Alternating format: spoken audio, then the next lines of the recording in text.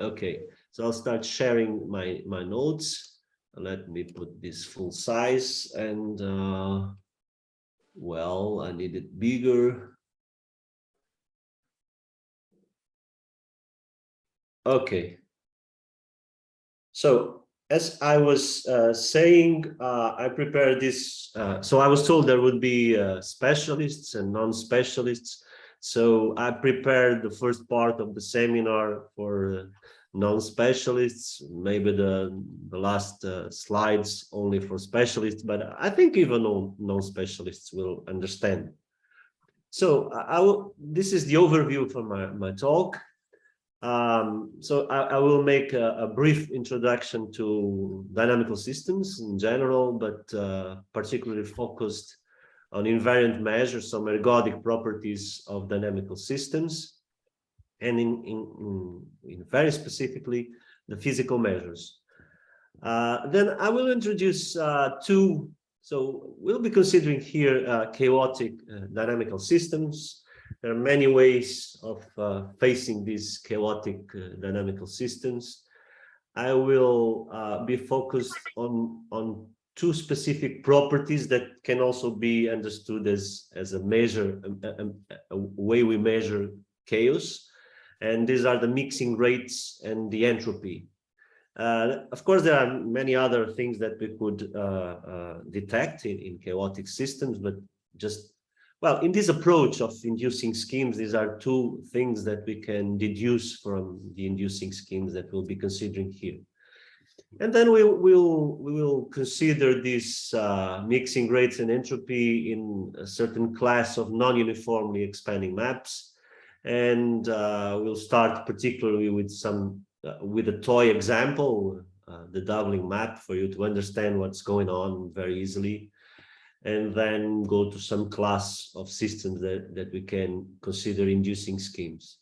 In the final part will be particularly focused in the entropy formula for systems with inducing schemes, and I'll try to give you a brief idea, or at least the main ideas of the proof of one of the theorems I'll be presenting here. Okay, so let me start with dynamical systems. Here I'll be considering discrete time dynamical system. What is a dynamical system? Well, essentially you consider a space, and depending on the nature of the problem we are considering, the space can be a linear space, for instance, a topological space, a measure space, a manifold, and some other possible spaces you can imagine. But essentially what we have is a mapping from that space into itself. And this gives rise to, in this case, to a discrete time dynamical systems. Of course, there are also continuous time dynamical systems. And well, we can say that the dynamical system is an action of the semigroup N0 on the space M. And the action is given in this way. So we associate to N and X the power Fn of X, and power, I mean, composition n times, and by definition F0 is the identity map. You can easily think of continuous time dynamical systems where essentially you replace the n0 by R, and you consider, of course, not the powers of a map, but you consider a flow. Flows are examples, or semi-flows, examples of continuous time dynamical system. But here we'll be considering only discrete time dynamical systems. So it's essentially compositions of a map. The orbit is of a certain initial state, so a point in the space is precisely the sequence of iterates of that point. And the goal, the general goal, is to predict the asymptotic behavior as time goes to infinity, to plus infinity. Of course, when we consider invertible maps, that's not the case here, but if you consider invertible map, you can have an action of Z on M. So Z, the space of the set of integers. Of course, you consider negative iterates as iterates of the inverse of the map. We will not consider this situation here, that the maps we'll be considering will be all non-invertible. So this is the best we can consider in this direction. So the goal is to predict the asymptotic behavior of typical orbits. And by typical, there are many possible approaches. When we consider measures that we'll be considering here, can be a set of positive measure, or almost all points with respect to that measure. It can also be in a topological sense, a dense set of orbits or an initial state. So it depends, again, on the nature of the problem and what we can do as best in the situation we have. So let me introduce the invariant measures, and then we'll be introducing a special class of invariant measures, but let me start very generally. So we will have, so this is a situation where M is, we have associated to M a measure structure. So we'll have a sigma algebra A and a measure mu, and we consider a measurable map. So by measurable map, I mean that the inverse image of any element of the sigma algebra A, so the inverse image of it also belongs to the sigma algebra. And so consider this is the situation. We consider a map from the measurable space, or the space where we have the measure into itself and measurable. We say that F preserves mu, or mu is F invariant. So these are two ways of referring to the same thing. If this holds, so if the measure of the pre-image coincides with the measure of the object here is the measurable set, so the set belonging in the sigma algebra. Of course, if the measure is F invariant, so we also have that the measure of the pre-image of the pre-image, or if you prefer the second pre-image, also coincides with the measure of the set. And this is a fancy way of writing the set A, but the interpretation is that the probability, if you think of mu as being a probability measure, so here you have the probability of finding a point in A does not depend on time. So that's what we have. So this property follows easily. So this is this second part here is the measure of the nth pre-image of the set. So it follows easily from the definition that it's equal to the measure of the set. So this is a nice interpretation. Okay, so the probability of finding a point in a certain region of the space does not depend on the moment we are considering. So this is the meaning of invariant measures. I've put here a picture of a system with no invariant measure. Here I've taken from the interval, for instance, 0,1 to 0,1, and you send point. So the image is, for instance, 1/2 x. So you assign to x 1/2 x, and make it discontinuous at 0. It's not difficult to see that the measure, if it's invariant, it has to be concentrated on 0. But since it's not continuous, you can easily see that there is no invariant measure. There is no finite invariant measure.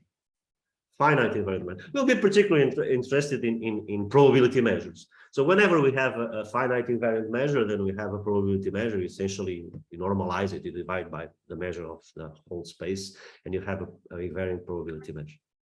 Well, there's a nice result, a classical one. So I will start with some classical results due to Krylov and Bogolyubov.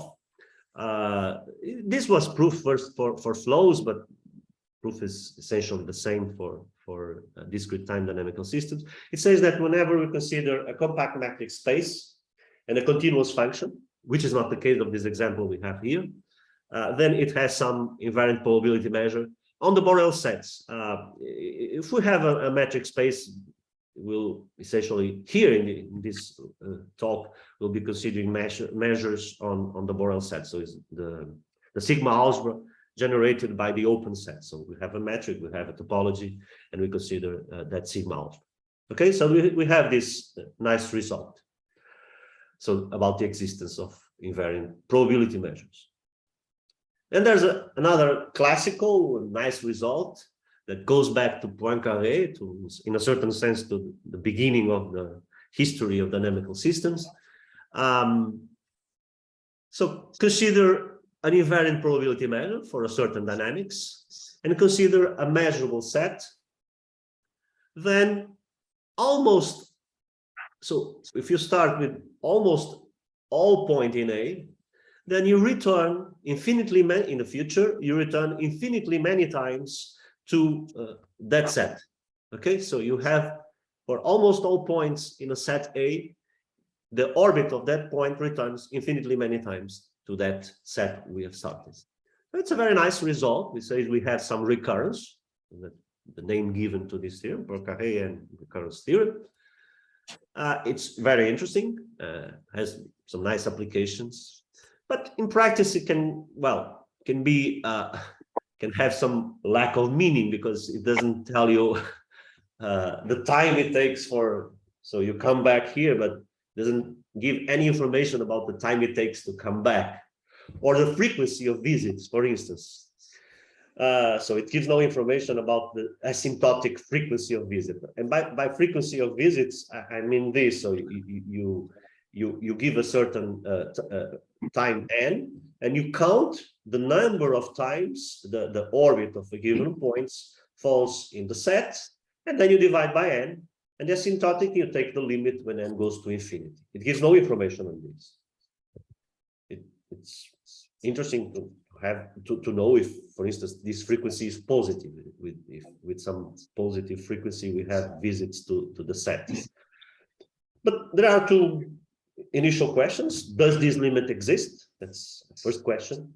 And another interesting question, does it depend on x?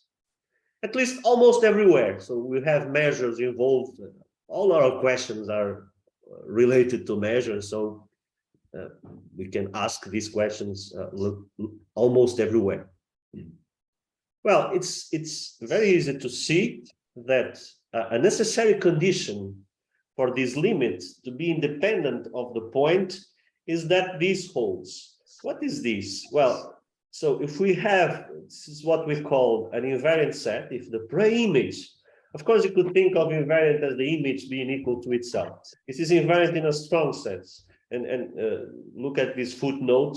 If we have that f minus 1 of A is equal to A, this means, or this implies that, actually means because it's equivalent. This implies that the image of A is contained in A, and the image of the complement of A is contained in the complement of A. So this f minus 1 of A equal to A implies also that. So if you think in terms of orbits, this means that an orbit starting in A is always in A. An orbit starting out of A is always out of A. So clearly, if we have a set for which this holds, if you take a point in A, the frequency of visits, the asymptotic frequency will be 1. If you start in the complement of A, the asymptotic frequency of visits to A will be 0, because points out of A, they are always out of A. So this is clearly a necessary condition. Well, with respect to almost all orbits, is that if we have this invariant set, then either it has 0 measure, or its complement has 0 measure. So this is necessary. If they both have positive measures, so we have a set of positive orbits that start in A and are always in A. So the frequency is 1 of visits to A. And we have a set of positive measure of orbits that start in the complement, and they are always in the complement with positive measure. So that will contradict the fact that it's does not depend on x. Okay, so this is a necessary condition, and we have a name for this. So we call these measures ergodic. So ergodicity means, in a certain sense, that we cannot decompose the space into invariant regions with positive measure, with some meaning in terms of that measure. So we cannot. That means it is ergodic. This is equivalent to, we have a functional definition. There are many equivalent ways of defining ergodicity, but I put this one here because I'll be using it later in a nice application. And so this is equivalent to say that, see that phi composed with f is equal to phi means that phi is a function defined on the space and taking values in R. And this means that the function is constant on orbits. if we have this condition of phi composed with f equal to phi, this means that the function phi is constant on orbits. So this condition is saying that if the function is we have for all observable in L2, here L2 could be L1, could be any other LP is equivalent to ergodicity. L2 has an advantage, and you'll see it later. That's why I stayed with L2. And so this means that if the function is constant at orbits, then the function must be constant. So it also points to the idea of not being able to decompose the space, because constant on orbits will be constant. It's easy to see that this is equivalent to the definition given of ergodic measure. Why this? Well, here there's an m. This m is mu. M will appear later, but here is the same measure, is mu.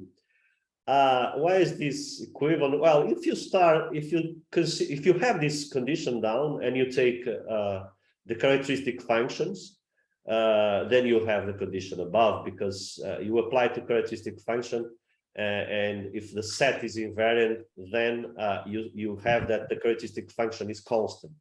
Well, the characteristic function being constant means that the set has zero measure, or its complement has zero measure, for otherwise it's not constant. This is always mu almost everywhere, okay? And so this is the down condition implies the upper one. And for the reverse, you easily deduce this condition down for characteristic functions, essentially follows from the definition above. And then you use some density argument to deduce it for all functions in L2. So the application is I'll be proving for a certain example, or at least I'll tell you how to prove this condition down for a certain example. And so what we need is that the down condition implies the upper one. Okay, so this is the ergodicity condition. And we have a very nice classical result about evolving ergodic measures, which is Birkhoff ergodic theorem.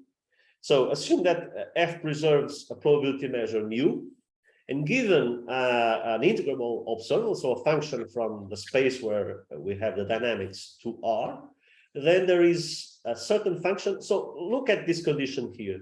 So we have that this condition here, so this is the mean of the function along orbits.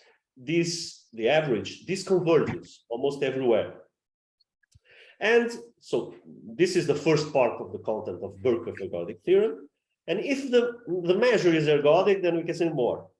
We can say that the limit, so this limit exists almost everywhere, and it coincides with the integral of the function with respect to the measure mu, almost everywhere. So this is saying, in some sense, that the time average is converging to the space average. So the space average, when it's ergodic, is precisely this integral here.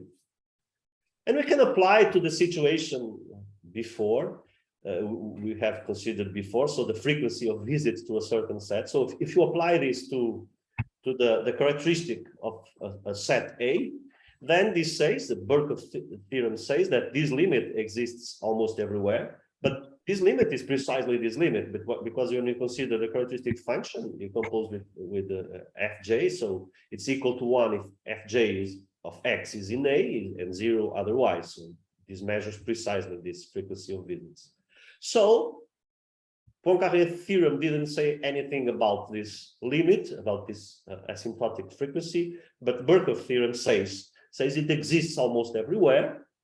And if the measure is ergodic, it says more. It says that it coincides, so this frequency, so this limit exists almost everywhere, and coincides with the integral of the function, which in this case is the integral of the function, the characteristic function is precisely the measure of the set. Okay, so we have this very nice conclusion about the problem raised before using this Birkhoff ergodic theorem. So we have, in particular or in general, for any observable, the asymptotic time average exists and coincides with the spatial average when mu is ergodic. So mu almost everywhere. The problem is that, well, it seems great. It is great, this theorem, but has some some problems. Almost everywhere can be a single point. If the measure is what we can assure is a single point, if the measure is, for instance, a Dirac measure, the point where we have the Dirac measure has measure 1, and so it can say nothing about the other points. So we would like to have this with respect to some measures with some physical meaning. And by physical meaning, I mean with respect to some volume measure. Whenever we have a Riemannian manifold, we have volume measures in the space, and we would like to have some information with respect to the volume measure. So this is the situation we'll be considering here. If you don't know Riemannian manifolds, think of Euclidean spaces and the volume measure defined there. So we have this concept, physical measure. We say that an invariant probability measure, now defined on the Borel set because it's a metric space, a Riemannian manifold, is called a physical measure if this is the sequence of, if for a set of initial states with positive volume, or I will also refer to the volume measure as Lebesgue measure on the Borel sets. If this holds, so this is weak star convergence. So you consider Dirac, so you consider a point, and then you take Dirac measures. So this is the notation, delta Fj of x is the Dirac measure on the jth iterate of that point, and you consider the time average of those Dirac measures. And they are, so these time averages, they are converging in the weak star topology to the measure mu. For those who don't know what is weak star topology, I think this is equivalent, can be taken as definition. For any continuous function, we have this. Okay. So this is precisely the integral of the continuous function. So this average here is precisely the integral of the continuous function with respect to this probability measure here. Okay, and weak star conversion means the sequence of integrals converges to the integral with respect to the limit measure. Okay, so being a probability measure means, being a physical measure means that for any continuous function, we have this limit with respect to a set with positive Lebesgue measure. So in a certain sense, we can detect that invariant measure. It has some good relation to what can be understood as our favorite measure in Riemannian manifolds, which is the volume measure. We'll refer to the set of points x for which this condition holds, condition star holds. We'll refer to it as the basin of mu. Basin because we have a convergence to mu, so that's why we call it basin. And so being a physical measure means that Lebesgue measure of the basin is positive. Of course, in many situations, the Lebesgue measure of the basin is almost everywhere. We'll be considering examples here where it is Lebesgue almost every point. But the definition is only a positive measure. Okay, so these are the physical measures. Let us see two examples, or in a certain sense, the second one is a class of examples. That's the class will be more interested here in this talk. But first, consider a very simple situation. Assume that we have an attracting fixed point or attracting periodic orbit that can be generalized easily to that, also to that situation. But think of an attracting fixed point. By an attracting, I mean there is a neighborhood of that point whose orbits converge to the fixed point. Okay, so it's attracting in a topological sense. It's not difficult to see that if we have that attracting periodic orbit, then the Dirac measure on that fixed point, the Dirac measure on that fixed point is a physical measure. And actually, the basin contains at least the neighborhood of points that topologically are converging to that fixed point. That follows easily from the definition and the fact that we have this characterization with continuous measures, with continuous functions. So since phi is continuous, we have that phi of Fj of x is converging to that. And so the mean also is converging. See that is converging in the case of mu being sorry, in the case of mu being a Dirac measure, the integral is precisely the phi evaluated on the fixed point, okay? So it follows from the topological convergence. So this is a simple example, but it's not the kind of measures we'll be considering. So I've put in the title singular, so this is a singular measure, it's supported on a point. Singular with respect to the volume measure, if we are considering, for instance, Riemannian manifolds. But what the measures, well, in a certain sense, more interesting are the absolutely continuous measures with respect to the volume measures. That's why I put these two words or two expressions in the title, singular versus absolutely continuous.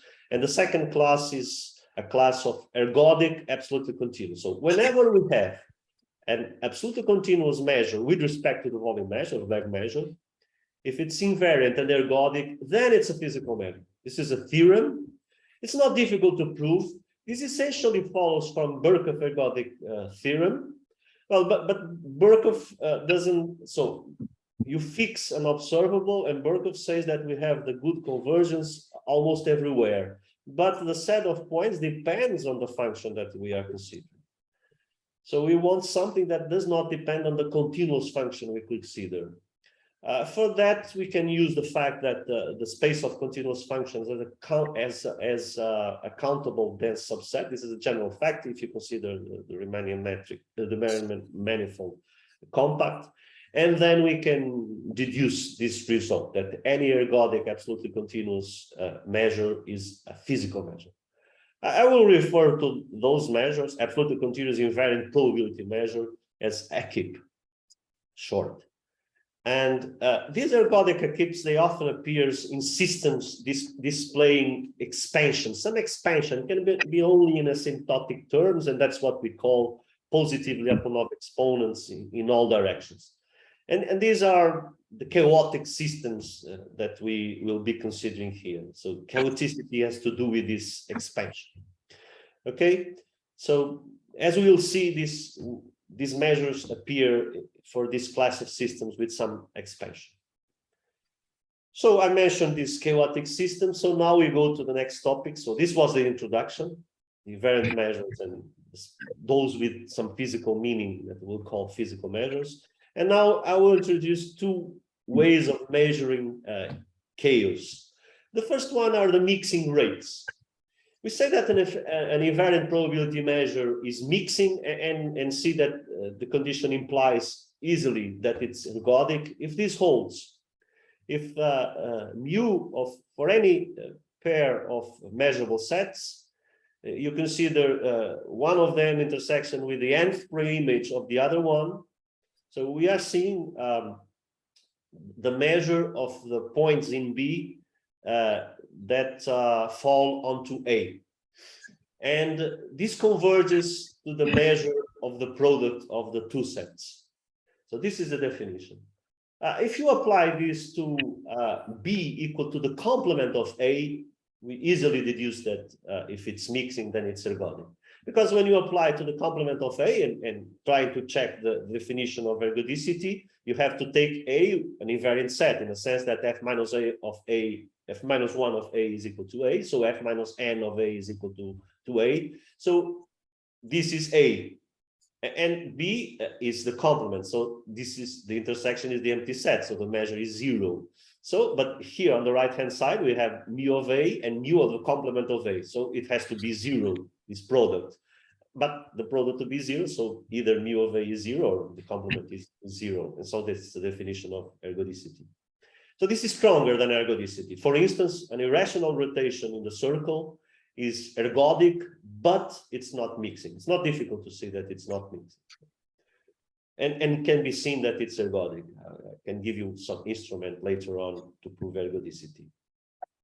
It's not easy, well, it's not straightforward to check that it's ergodic, but with an instrument that I will tell you, it's not difficult to check it's ergodic, the irrational rotation. Well, this leads us to consider this correlation function. Consider this difference of integrals. If you apply this to phi equal to the characteristic of B, and psi, the characteristic function of A, you have the difference of, so when you apply to these characteristics, this gives precisely, so this first part here gives precisely the measure of B intersection F minus N of A. And this one here gives mu of A when you apply to characteristic, and this gives mu of B. So the message is that applying this expression to characteristic functions, you have the difference of the two objects that we have above. So it generalizes the expression above. Here we don't consider only characteristic functions, we can consider more general function. And so saying the correlation goes to zero means in particular that we have the mixing property. But so we are interested, the goal is interested in specific rates for which this goes to zero, the correlation goes to zero. And in application, we have examples where it's polynomial, we go to polynomially fast to zero or exponentially fast to zero. But in general, we need to impose some regularity on the observables, phi and psi. For instance, we need in some situations that they are Lipschitz or at least Holder, or at least no, we need them Holder or at least Lipschitz continuous. Sometimes in LP is enough. Sometimes we need differentiable. It depends on the dynamical system we consider, on the technique we use. So we need some regularity for having the rates, not necessarily for having it go into zero, but for obtaining rates, we need some regularity. Well, this is a nice remark in terms of applications and interpretation of these. In many applications, we have that the invariant measure that will be an ACIP, so absolutely continuous with respect to Lebesgue. And in many situations, is more than absolutely continuous, is equivalent to Lebesgue. Equivalent means Lebesgue is also absolutely continuous with respect to mu.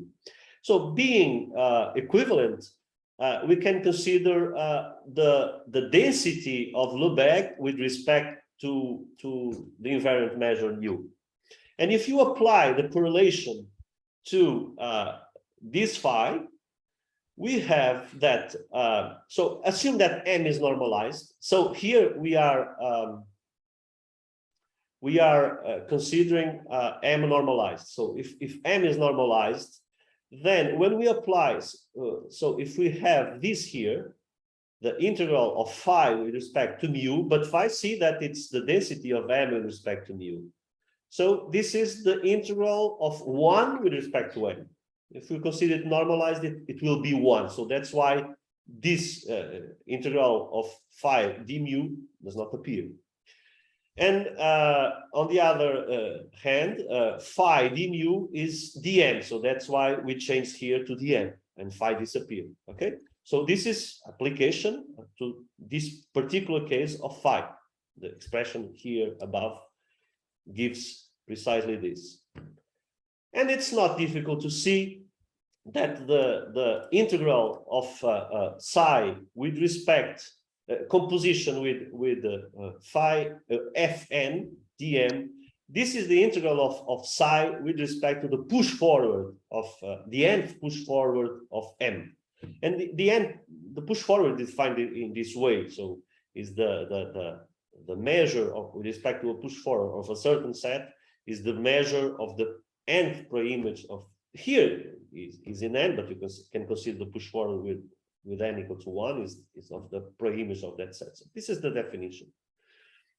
So what is this saying in terms of weak star convergence? This is saying that these measures, these push forwards of the invariant of the reference measure, the Lebesgue measure, the push forwards are converging in weak star convergence to the invariant measure.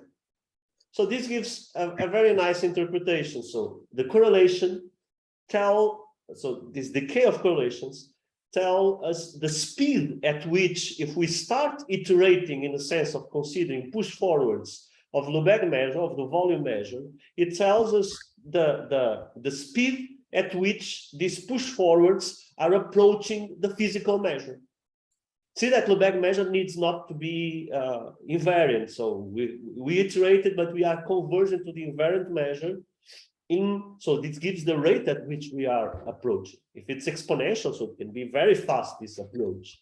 So in terms of applications, it means that we can have a good approximation of the good measure, the physical measure, the invariant measure mu. We can have a very good, if the correlations, they decay very fast, we can have very good approximations of this of the physical measure. Okay, so this is a nice interpretation of these mixing rates. So the faster the correlation goes to zero, so the faster the system is mixing, and so more chaotic in a certain sense. That's why I included this in this part of measuring chaos.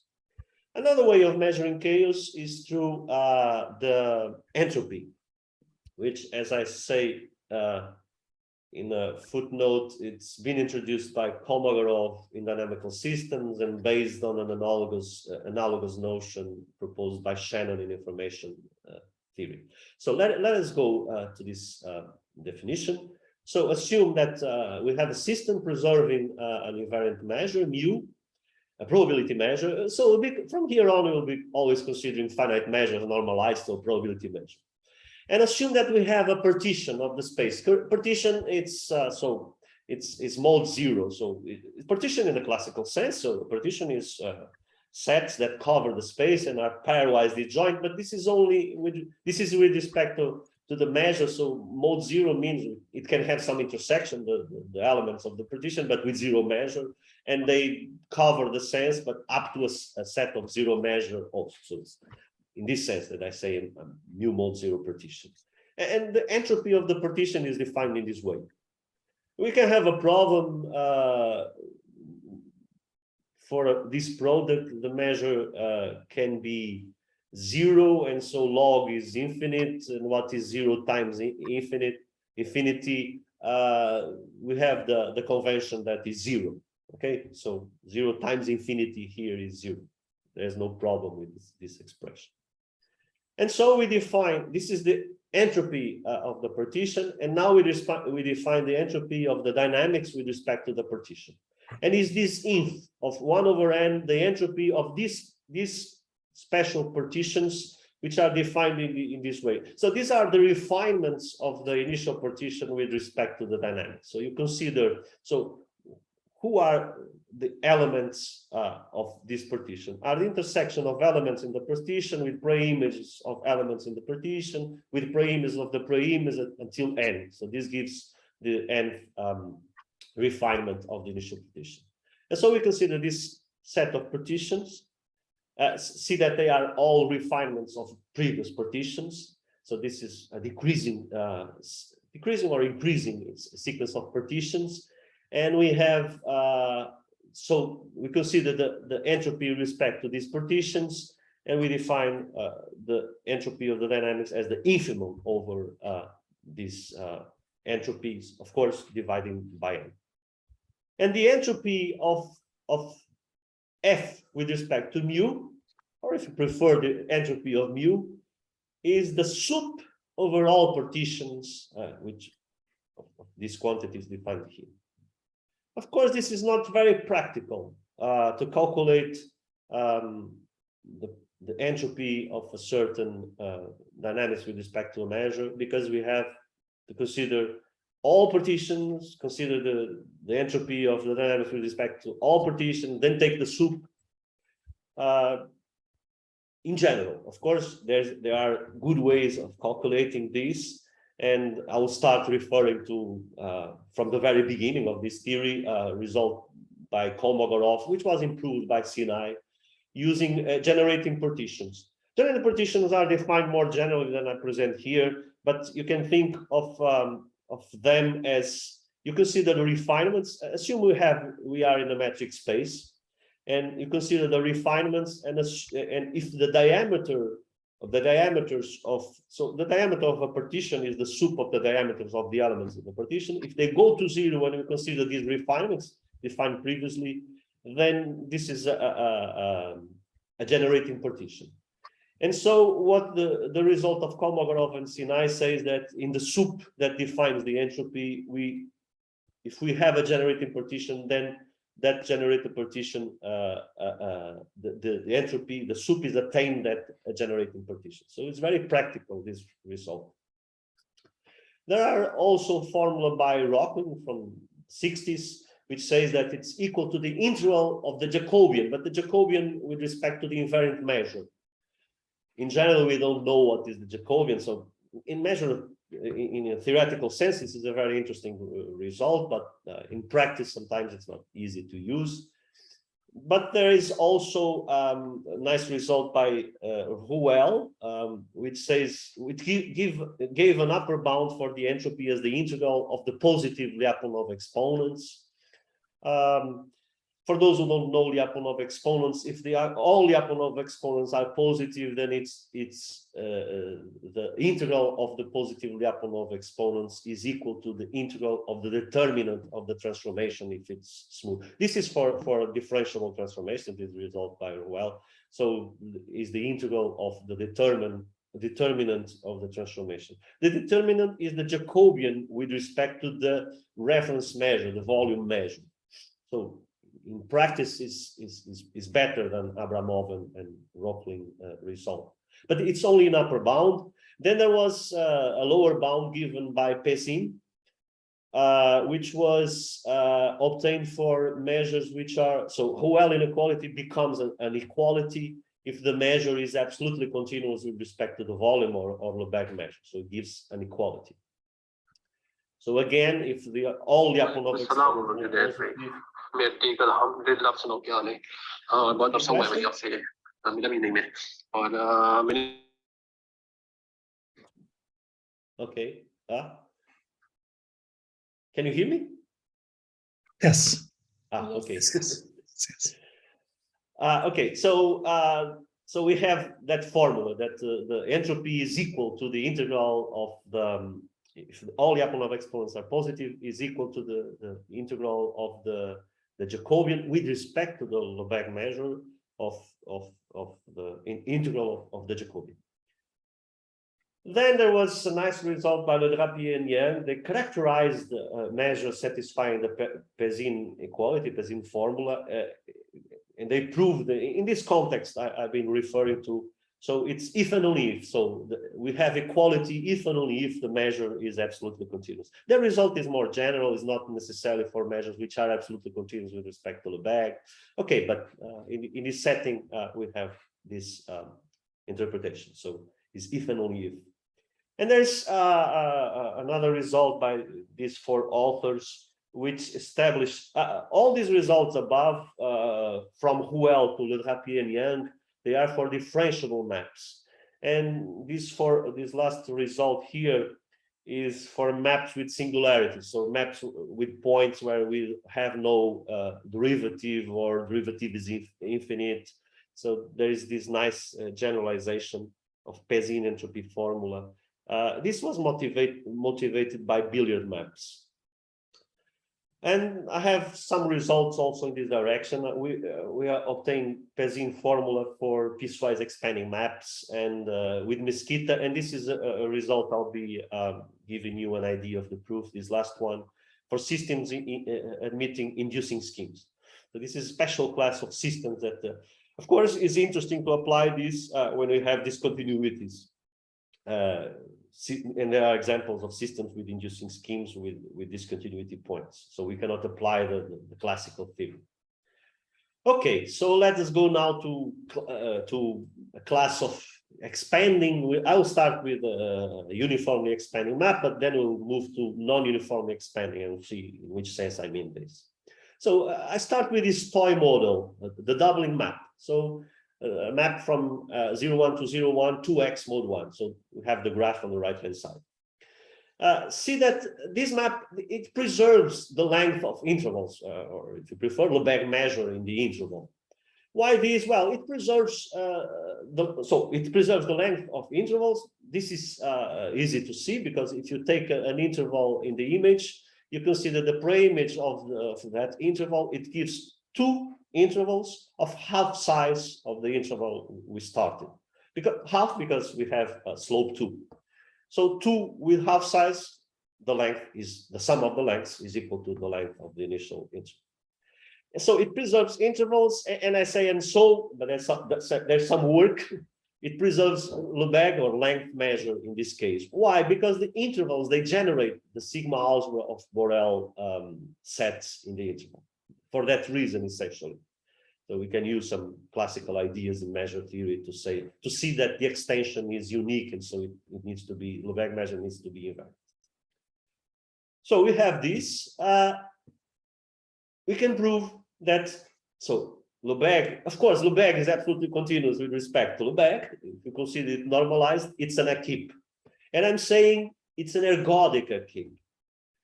Proving it directly is not easy, it gives some work. So there are some ideas that we can use, for instance, using Lebesgue density theorem, and we can prove it in a certain direct form.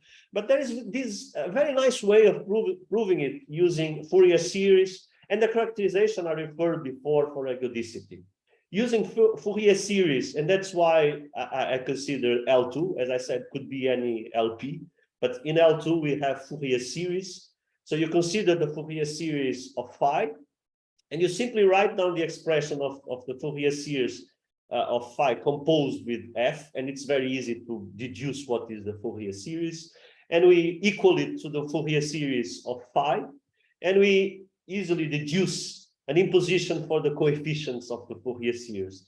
They need to be all equal to 0, but the constant term of the Fourier series. And so this implies that the function needs to be constant. Of course, all this almost everywhere. And so we have the ergodicity. So this is a very nice application of Fourier series to deduce ergodicity of this doubling map. And this idea can also be applied to irrational rotations in the circle. The fact that it's an irrational rotation, so I mean an irrational multiple of pi, implies also that the coefficients of the Fourier series, and of course you see the Fourier series of phi and phi composed with F, and easily we deduce that the coefficients must be all equal to 0, but the constant one. So we have a way of proving ergodicity of irrational rotations. In this case, we have exponential decay of correlation, and the idea of the proof I'll be giving you, I'll be considering phi a Lipschitz function, and psi can be an L1. So we have some regularity, more regularity for the function, for the observable phi. And what is the idea? This is a simple idea, but this idea can be generalized to more general classes of expanding maps. So it's not difficult to see that we can decompose the space of Lipschitz functions as the constant one. So I write here as R times 1. 1 is the constant function, plus is direct sum, plus the space of Lipschitz function with integral equal to 0. It's not difficult to see that we have this decomposition of the space. So we can write phi as a constant, and the constant will be precisely the integral times the constant function equal to 1 plus some other function which is in the space E, okay? And so replacing here, so we have this correlation which is equal to this. So replacing, simply plugging here phi as this sum, there are terms that cancel, and we can easily see that this is equal to this expression here. So the term associated to the constant function, so C, the constant times the function 1, cancel, and so we have this. And so essentially we have the integral of this phi hat that lies in this space, integral is 0. Composition, we can think of this as an operator on psi, is the composition operator. And it has a dual operator, which is the transfer operator. So since it is the dual in this sense, so this integral is equal to the dual operator applied now to the other observable and times the function that we had on the right hand side. So this is the transfer operator, and it's not difficult to see that it preserves. So there's a big theory of dedicated to transfer operators. It goes back to Perron-Frobenius operators in Markov chains, and so this is ideas from there applied to dynamical systems. It's not difficult to see that it preserves Lipschitz functions, and in particular, it also preserves the Lipschitz functions with integral equal to 0.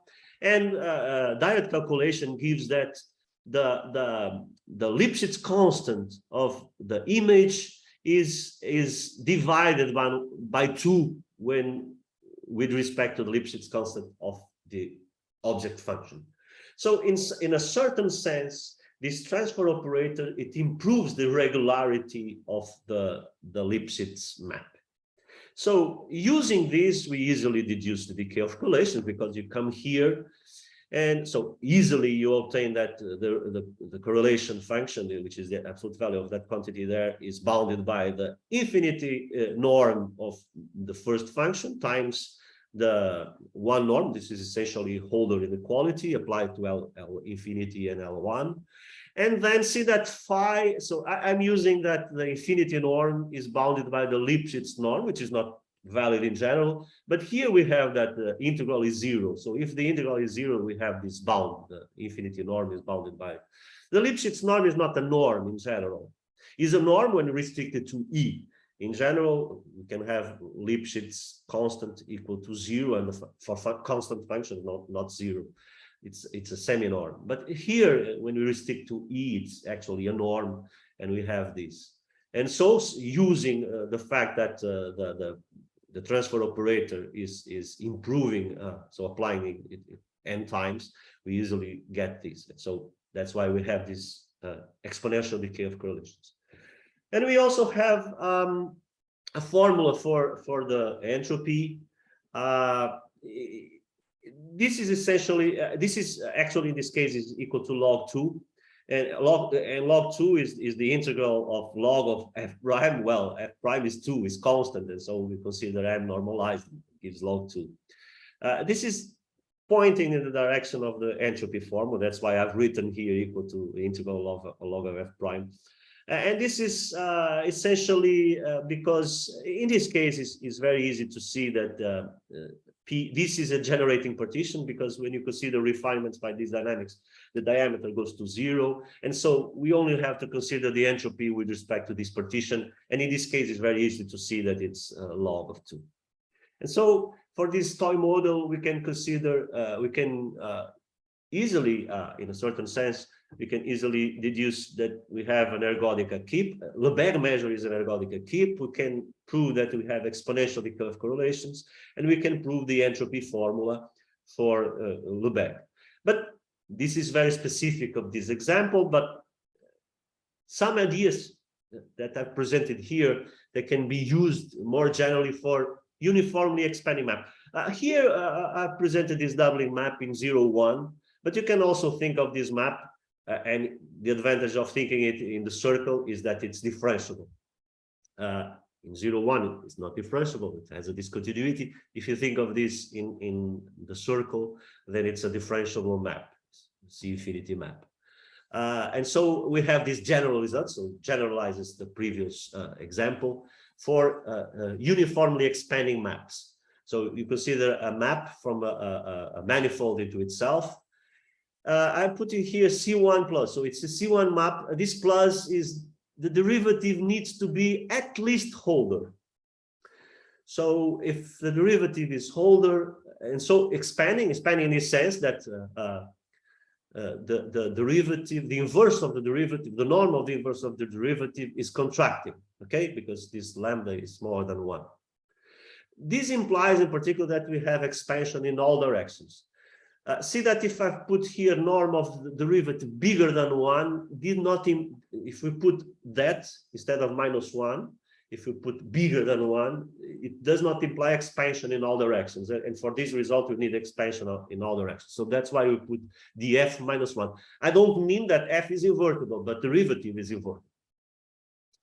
Okay, so these uniformly expanding maps, they have ergodic keep, so ergodic absolutely continuous invariant probability measures, and they are unique. So the measure in the previous example is unique. Moreover, the density of that measure is bounded from above and below by positive constants. So the density does not go to infinity and does not go arbitrarily to zero. So it's bounded between constants. So it's regular in a certain sense. And moreover, the basin covers almost all of M. In particular, since it covers almost all of M, and that's why it's unique, the ergodic keep. Okay, so we have this nice description for the statistic of orbits of uniformly expanding maps. We can also prove, and a possible proof uses ideas that I've described. We consider Lipschitz function transfer operators, and we can do that transfer operator improves regularity of something observable, of the Lipschitz observables. Essentially, the ideas that were given before. And we also have an entropy formula for that. So the entropy formula appears finally here, general situation. So it's the integral of the logarithm of the Jacobian, but this is the Jacobian. The Jacobian is the Jacobian with respect to the volume measure, the determinant. Of course, this is for differentiable maps. These conclusions hold, so this is for differentiable maps, but they hold for piecewise expanding maps, which is the example before. So in that situation, we can think as a piecewise expanding map, if you think of it in the interval, or a uniformly expanding map if you think of it in the circle.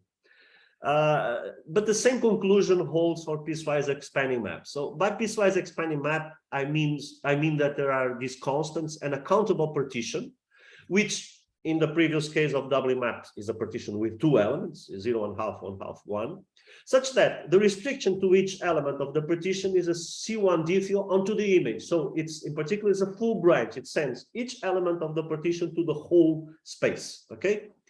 The second condition is expansion. So it's as before. So the derivative, inverse of derivative, the norm is smaller than 1 for all point in all element of the partition. And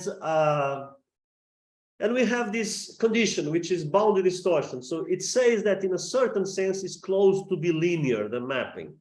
So it does not distort much. The derivative is not distorting much.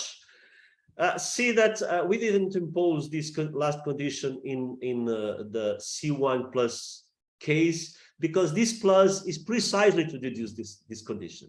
If we put only C1 diffeol, we need to impose bounded distortion.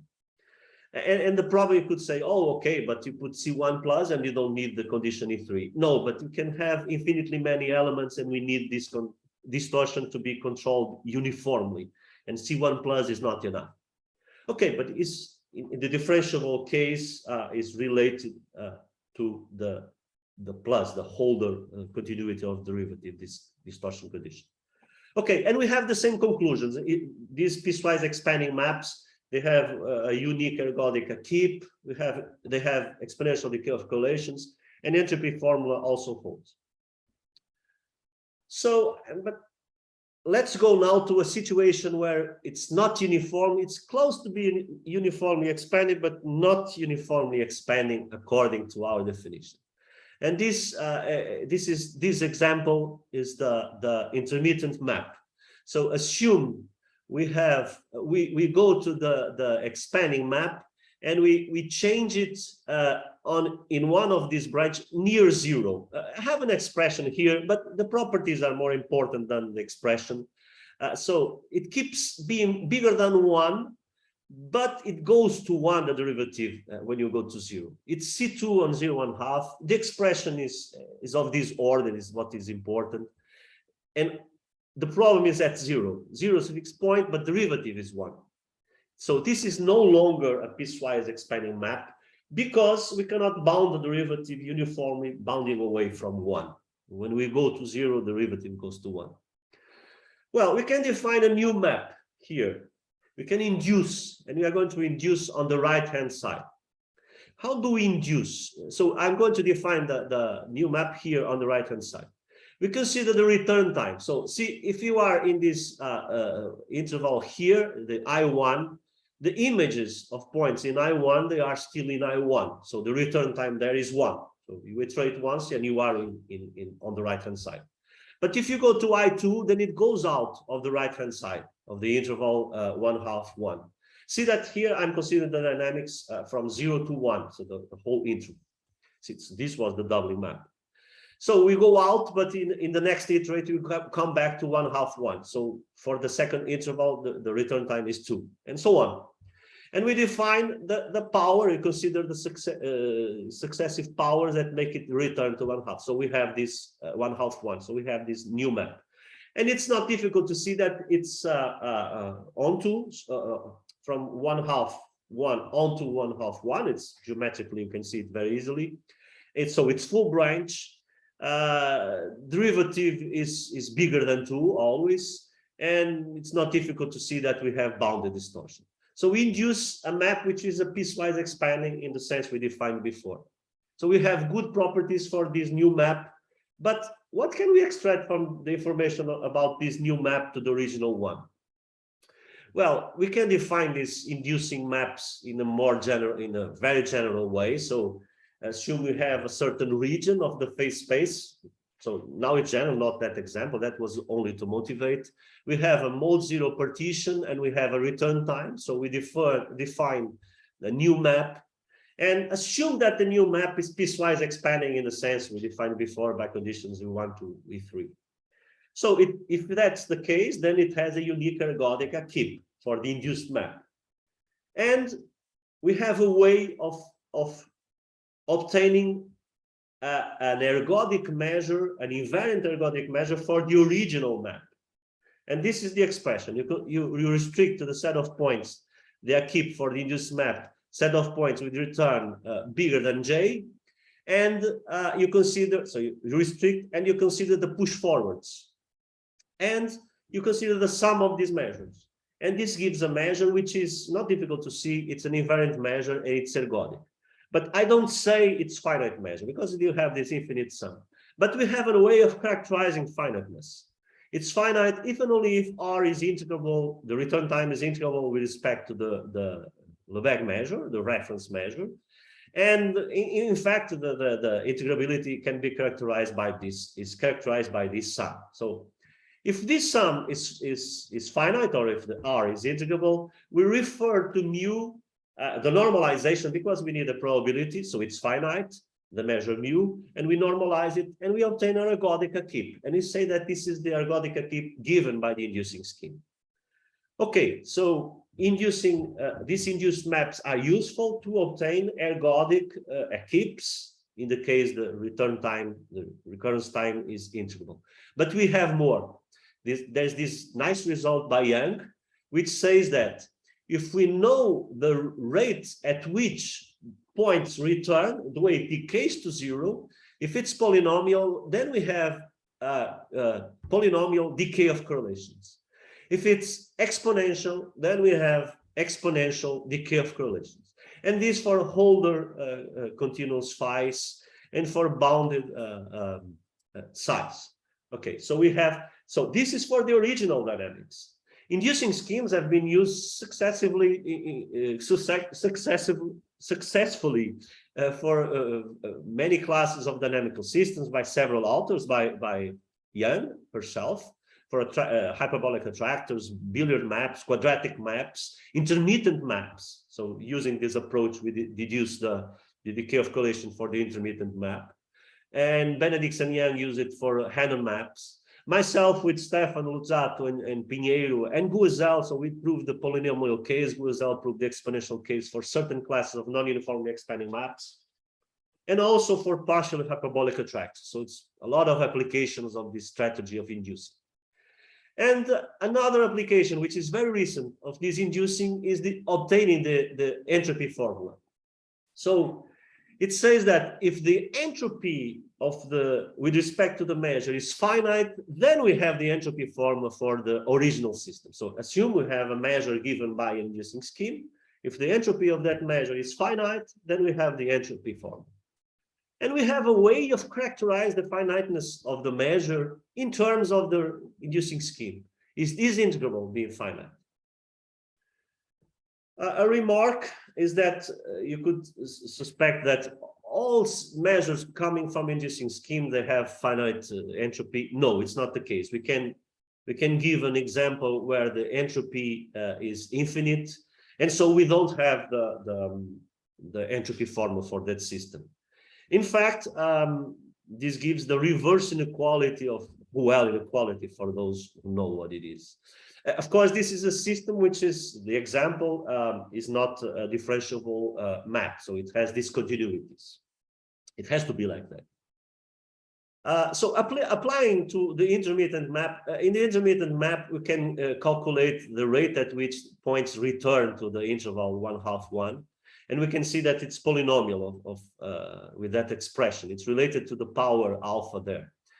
And so it's summable for alpha smaller than 1. If alpha is bigger than 1, it's not summable anymore. And so we have an ergodic keep. And we have this decay of collation. This follows from Young's theorem. And we have, this follows from my theorem with Mesquita, the entropy formula, which in this case is integral of the logarithm of f prime. Just 3 more remarks. I don't know if I have much more time. Maybe I've passed the... So yes.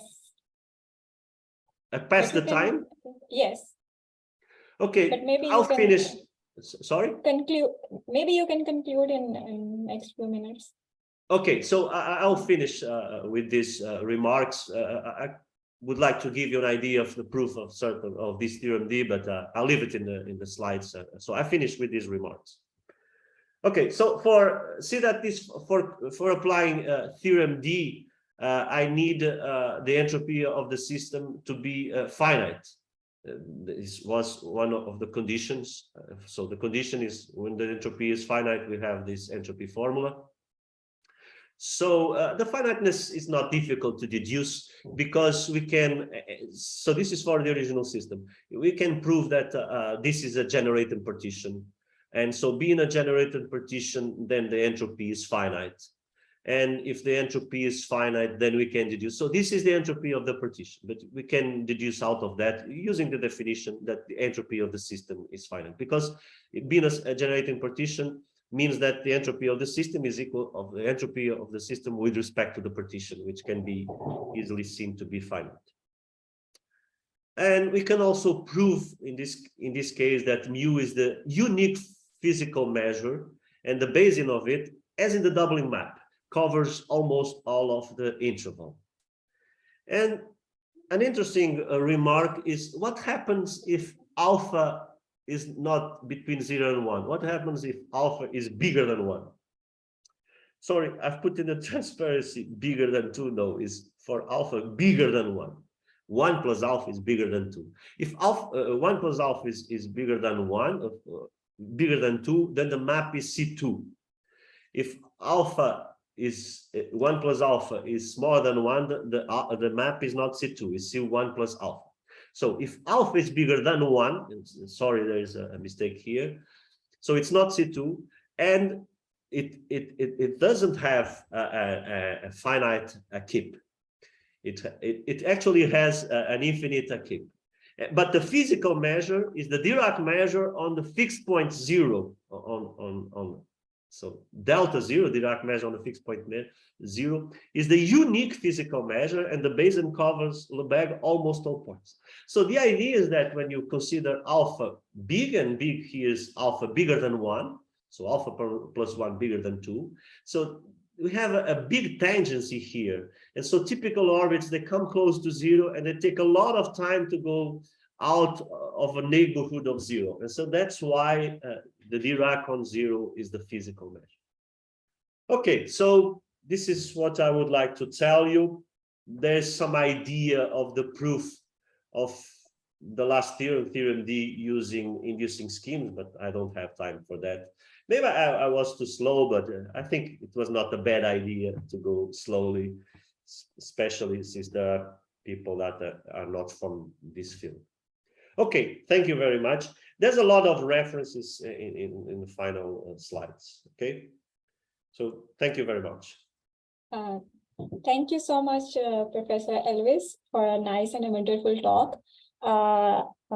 Dr. Vakas has to leave because he has a class scheduled at 5, so please accept Okay, I'm his sorry. apologies. Yeah, so he has to leave a little bit earlier. Okay, is there any question?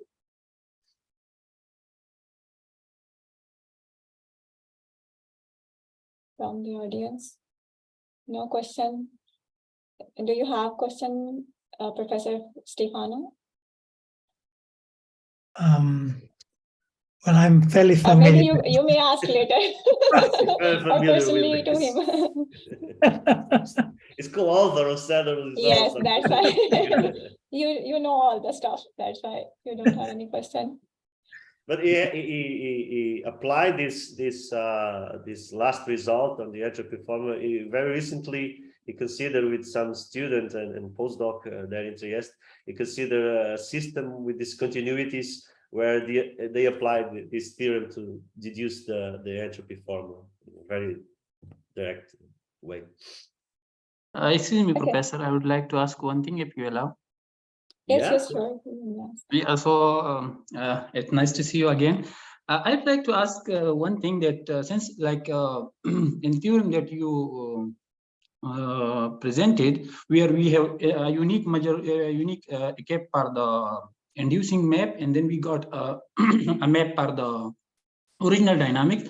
So my curiosity is to find, like, to say something about the existence of finite number of cap for the original dynamics. So can we say something like that? Why, like, if we have finite number of cap for the, like, a unique cap for the inducing system, so can we say something about the finiteness of the physical measure for the original system?